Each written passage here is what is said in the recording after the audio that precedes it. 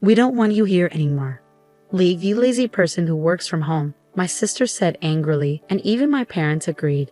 Leave. I'm tired of a family that doesn't appreciate me and my dog. If they're going to act like that, then I'll do what I want. That's when I decided to get back at them. My name's Kathy, and I'm 33 years old and single. I designed websites as a freelancer, which means I can work from home using just my laptop. I have a spot in my house where I work, and I set my own schedule. Even though I had a good job, my parents started to interfere with my work about 2 years ago. One day, while I was working at home, my parents came over to visit. As soon as they walked in, they glanced around the room and began talking. Mom, this house is really spacious. It feels like we could live here too. You're right. There's even a spare room. Plus, it seems like a waste for Kathy to live in such a big house alone. Yeah, let's do it. We'll move in this weekend. My parents didn't even acknowledge me and made all the decisions without consulting me. I made it clear that I didn't want to live with them and said, "Hold on. I don't want to live with you guys. What are you talking about?" My father's face turned red with anger, and he shouted, "You took control of this house, claiming it from your uncle, trying to make it yours. You've hit a new low. Take over." I simply had a conversation with uncle, and he gave it to me. Don't try to justify yourself. In any case, our old house is crumbling. Your mother and I are moving in here this weekend. In reality, this house was a gift to me from my father's brother, my uncle, who always spoiled me. The ownership is still under my uncle's name, but he gave me permission to use it however I want. According to my father, our family home has deteriorated significantly, and it requires extensive renovations if we want to keep living there. My mother doesn't work, and my father's income isn't very high, so renovating the house isn't feasible for us.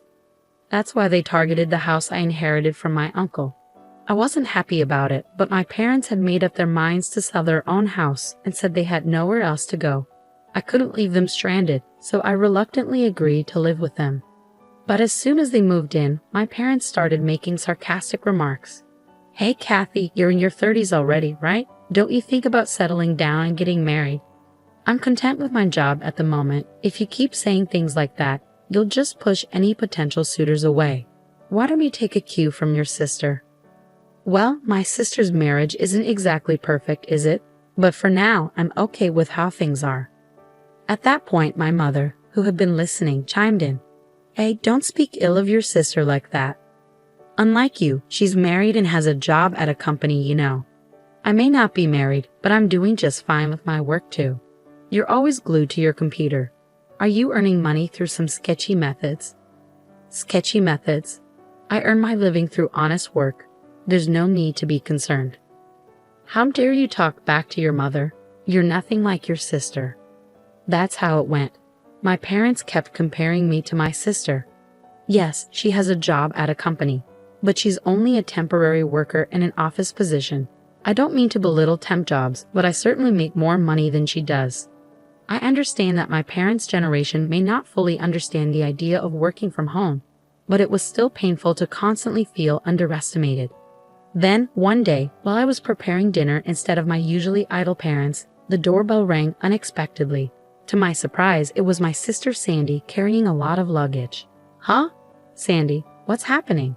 "It's been a while. Kathy, this might seem sudden, but I'll be staying in this house from now on." I was taken aback and blurted out, "Huh? What a big house. If Uncle was giving it to someone, it should have been me." "Wait, hold on. You're moving and starting today?" I had no idea about this. "Did Mom and Dad tell you? I got divorced, you know." "Divorced. So I'll be relying on you from now on." Ignoring my surprise, Sandy went upstairs and claimed an empty room for herself. Despite my attempts to resist, my parents sided with Sandy, and I felt powerless to stop it. From that point on, my stress only grew. After her divorce, Sandy had quit her job and spent her days gossiping about me with our mother. "Hey Mom, you think this dress is cute?" "Oh, absolutely, Sandy. You look so pretty. It suits you perfectly." "Do you agree? It's definitely not something Kathy would wear, right?" "Well, Kathy is more on the simple side. That's probably why she's having trouble finding a job. She just stays home and plays online." Mom, you can't just say things like that. As I was cooking dinner, they purposely made sure I could hear their conversation.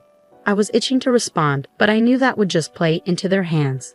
So no matter what they said, I kept living without reacting. Then, one day, a friend of mine had a litter of 4 puppies and I decided to adopt one of them. I named him Muffin. He's a small black chihuahua with the most adorable round eyes. Whenever he looks at me, he wags his tail so hard it seems like it might fall off. Having a chihuahua has been a dream of mine since I was young. Working from home can get lonely, so I thought Muffin could provide some much-needed company. From now on, your name is Muffin. Okay. Woof. I didn't really consult with my family when I decided to adopt Muffin. After all, this is my house, and I'm the one who will be taking care of all the expenses for him. So I don't see why they should have any complaints. When I brought Muffin home, as expected, my parents and Sandy started complaining. Hey, we didn't know you were getting a dog. That's right, dogs can be smelly, you know. I can't stand bad smells. Kathy, how could you just bring a dog home without talking to us first? We didn't agree to this. As they kept complaining, I firmly told them, firstly, I didn't just pick him up off the street. A friend gave him to me. Plus, I'm the one who's going to take care of all the expenses for Muffin, so there shouldn't be any problem.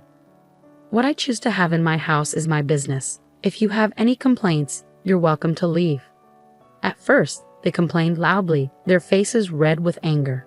But within a few hours, they were completely won over by Muffin's cuteness and began showering him with affection. Aren't you just adorable? Are you mommy's boy or daddy's? Or maybe sis, look this way, sweetheart. Wait a minute, what happened to their anger from just a moment ago? Was it all just a dream? My entire family became completely enamored with Muffin. From then on, they were always doting on him. Because of this, their animosity toward me decreased, and I could enjoy relatively peaceful days. Then, one day, an incident shattered this calmness. While I was out running an errand, I got a call from my sister Sandy. Hello, come back home immediately. In response to my sister's sudden outburst, I asked what was wrong. She vented her frustration, yelling at me, "It's not what happened. Muffin made a mess on my clothes. What if they smell? I'll just wash them quickly and I'll be fine. Besides, isn't it your fault for leaving your clothes on the floor?" What? It's my fault? It's your lack of training, Muffin, that's to blame. Enough. Muffin is still a puppy, you know. If you take him out for a walk, he won't make a mess at home. You said you were excited to walk Muffin today. Did you actually take him? Well, I was planning to take him later, and it's all because you didn't train him properly. Then you should compensate me for the clothes. As expected, when I arrived home, my sister was furious. Both my parents had been alerted, and they stood beside Sandy, glaring at me. Sandy tossed the dirty clothes at me and started yelling again. I'm going to make you pay for the cleaning, got it? Why should I? It's your fault for not taking him for a walk and leaving your clothes on the floor. Shut up. Stop arguing back. This only happened because you brought this stupid dog home. What are you going to do about it? Calling him a stupid dog? You were fond of him before. Isn't it harsh to label him that just because he had a small accident?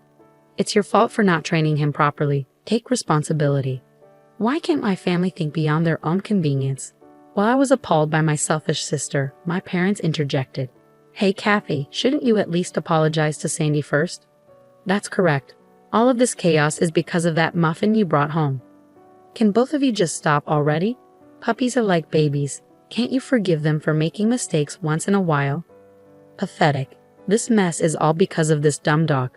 Kathy, you made the right choice by not getting married. If you were a mother, I doubt you'd raise a decent child. What? How could you say that?